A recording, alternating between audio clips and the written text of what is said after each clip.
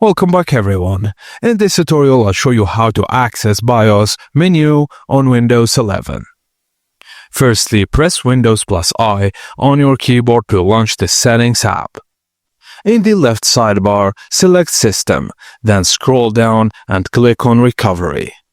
Under the Recovery options, find Advanced Startup. Click the Restart Now button. Now, you'll see a pop-up will restart your device, so save your work. Just click Restart Now and make sure to save any open files before continuing. After the restart, a blue screen titled Choose an Option will appear. Select Troubleshoot, Advanced Options, UEFI, Firmware Settings, then Restart.